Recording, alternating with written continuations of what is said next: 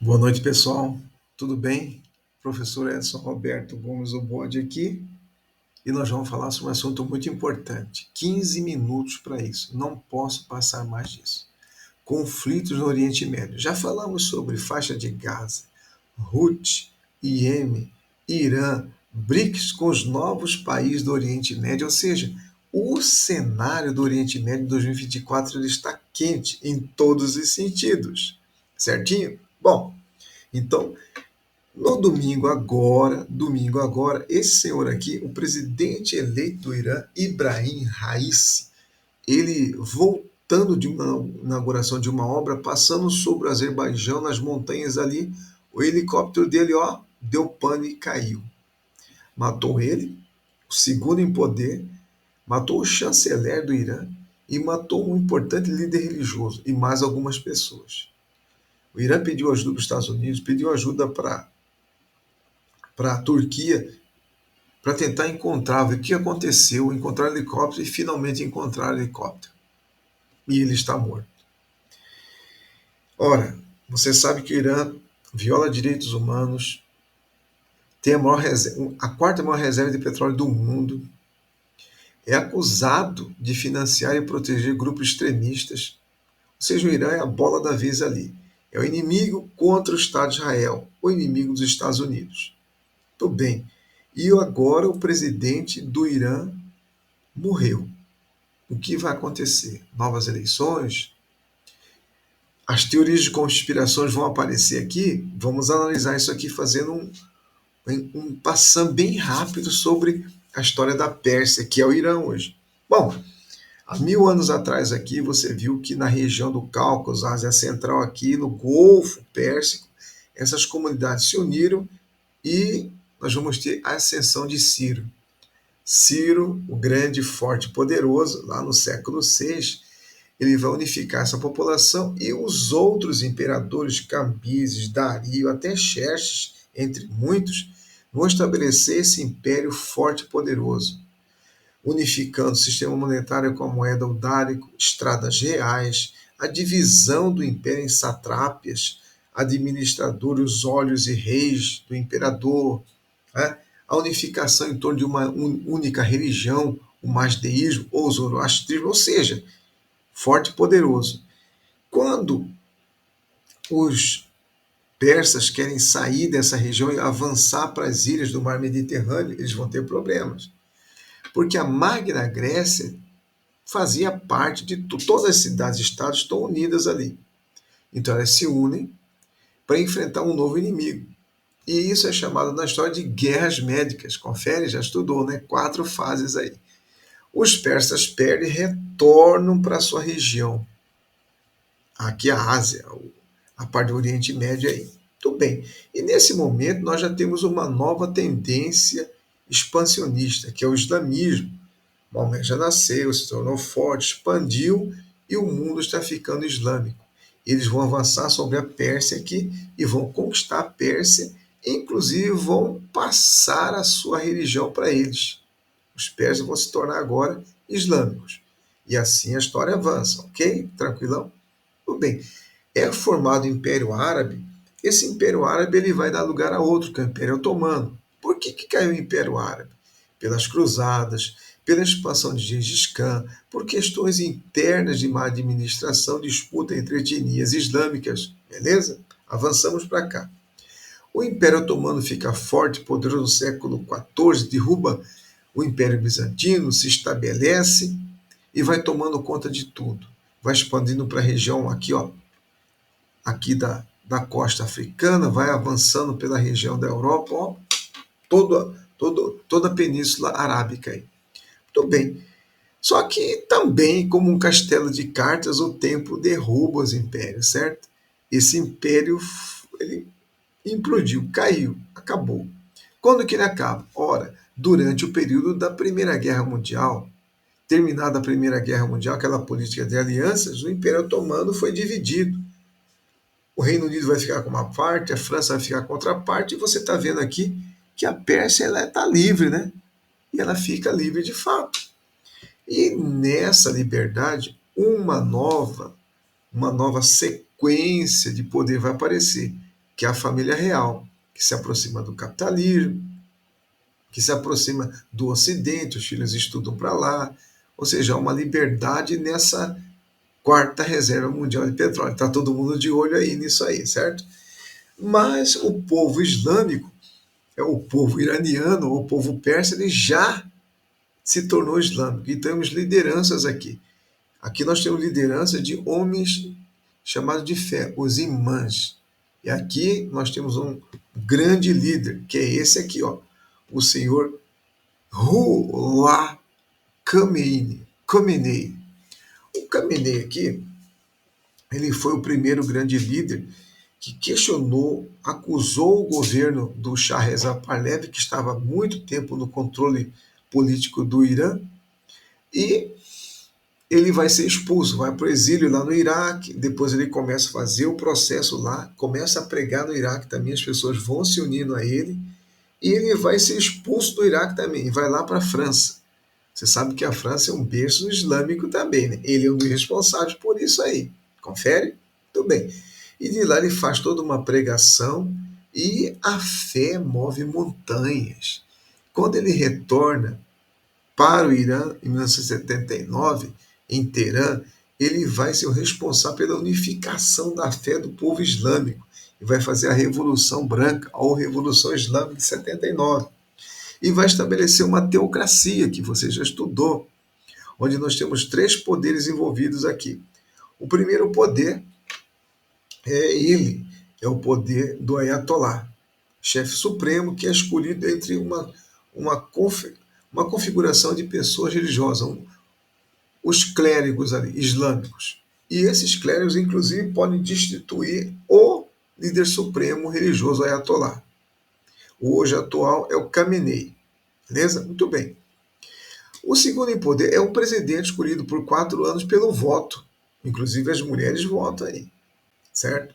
Bom, em terceiro foi criado para dar sustentação ao Estado Islâmico, para dar sustentação àquilo que é chamado base do entendimento islâmico, a Guarda Vermelha.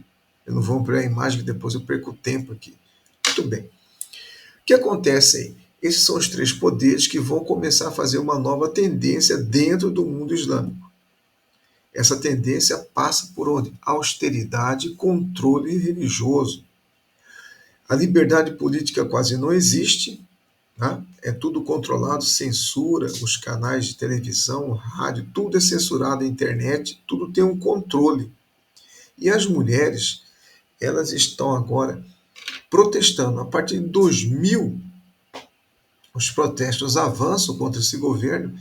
Em um desses protestos, as mulheres estavam ali questionando o uso do véu na cabeça, cobrindo tudo, só os olhos para fora.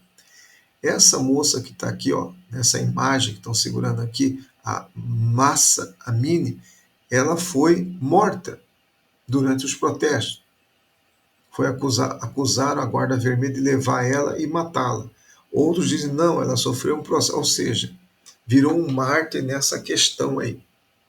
Então, nós temos aqui uma região muito radical de controle austero das mulheres, tem alguns direitos, como votar, estudar, mas não tem uma série de outros direitos. Isso vai contra os princípios fundamentais na Carta dos Direitos do Homem e do Cidadão.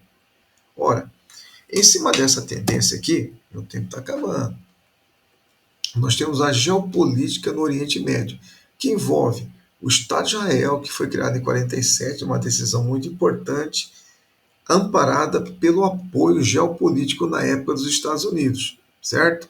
Carta da ONU e assim por diante.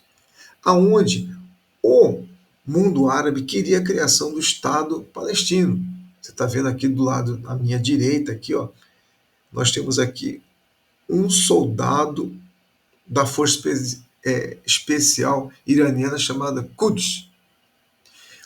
Dessa maneira, lá no princípio, quando foi criado o Estado de Israel, já começa a guerra ali. Eles vão fazer uma unificação e nós teremos as várias guerras que nós já estudamos aqui. Guerra dos 6 Dias, né? Yom Kippur e assim por diante, intifada até os dias de hoje. Então é um cenário muito complicado aqui. Você já estudou que Os interesses da época eram da Guerra Fria, os Estados Unidos precisavam de um aliado aqui no Oriente Médio, precisavam também de colocar um pé capitalista nesse verdadeiro lago de petróleo que é o Oriente Médio. Isso é um fato. Tá? Continuando aqui a sequência. Lá em 2003 por ali, nós tivemos o governo do presidente Biden fazendo campanha, um homem muito rico e poderoso que tinha um sonho de ser presidente. Ele conseguiu ser presidente. Muito bem. Assumiu e ele tinha uma política muito interessante que você estudou chamada American First, ou seja, primeiro os americanos, depois os outros. Ele vai comprar briga com a China e vai comprar briga com quem? Com o Irã, que são aliados, certo? Muito bem. Ora, dentro dessa tendência, o presidente americano ele vai ordenar um ataque com esse drone aqui, tá vendo? Um ataque aéreo, e ele vai matar esse senhor que está aqui do lado, ó, tá vendo? Esse senhor de barba aqui, que é o general Qasem Soleimani, que foi um herói na Guerra do Líbano, que liderou as forças especiais lá em 2016. Então era uma figura muito importante, uma liderança da Força Revolucionária Vermelha, as forças especiais do criada durante a Revolução de 79. Muito bem. Talvez o Irã não tenha partido para fazer ataques terroristas, porque nós vamos ter nesse período o auge do Covid, onde o Covid vai fragilizar a América do Norte. O presidente Trump aqui era um negacionista, mesmo assim ele teve que tomar a vacina.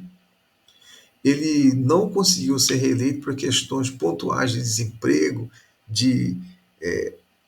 na verdade, essa questão da pandemia afetou de maneira crucial a economia americana. Muitos morreram, foi questionada a liderança dele e ele não conseguiu essa reeleição. Talvez por isso o Estado, naquela época, o Estado Islâmico, né, aliado, ou o Irã, não tenha avançado tanto e feito esses ataques contra as embaixadas americanas pelo mundo, ou no Oriente Médio. Muito bem. Passado um tempo, o tempo está acabando aqui, gente. Nós vamos ter aqui um ataque dos israelenses sobre a embaixada, tá, iraniana, que vai matar aqui o general Ali Reza Zaid, uma grande liderança da chamada guarda especial desse senhor aqui, ó, que está vendo? Ó, nós temos dois senhores juntos aqui de manto, de turbante na cabeça. O que está com a parte mais creme aqui é o Supremo, é o líder supremo. Hoje, Ayatollah Khamenei. Do lado dele, à esquerda dele, o presidente eleito Ibrahim Raisi, que promete a vingança sobre a morte de Ali Reza. E disse que ia fazer essa vingança e fez. Olha aqui, ó. No dia 13 de abril, ele lança mais de 300 drones sobre Israel. Uma situação bem complicada. Ora, o presidente Biden pressiona Israel, fala: não vou te emprestar dinheiro se você continuar nesses ataques aí. Já basta a faixa de Gaza, que está me dando problemas, que ele quer ser reeleito. Já o presidente ou primeiro-ministro do Estado de Israel, que é o Benjamin Netanyahu, precisa de uma guerra, que ele está enfrentando isso aqui, ó, uma grande quantidade de protestos, certo? Em cima dessa estrutura, o Biden aprova, ó, 95 bilhões de dólares. Meu tempo está acabando. E aí, então, nós temos a morte, domingo agora aqui, desse senhor aí, ó, o Ibrahim Raisi. Então, a geopolítica é interessante. O que vai acontecer agora? O que nós temos agora aqui? O Brasil mandou condolências. Como que vai ser a escolha aqui desse novo grupo que está vindo por aí? E os novos membros da BRIC? Tirando a Argentina, que não aceitou, todos os outros aceitaram. Tá? E são pessoas que produzem petróleo, que têm reservas de petróleo. Nessa nova geopolítica, nós temos que entender qual vai ser o próximo passo. Dia 28 temos eleições. Será que vamos ter retaliação contra esse ataque aí, contra esse acidente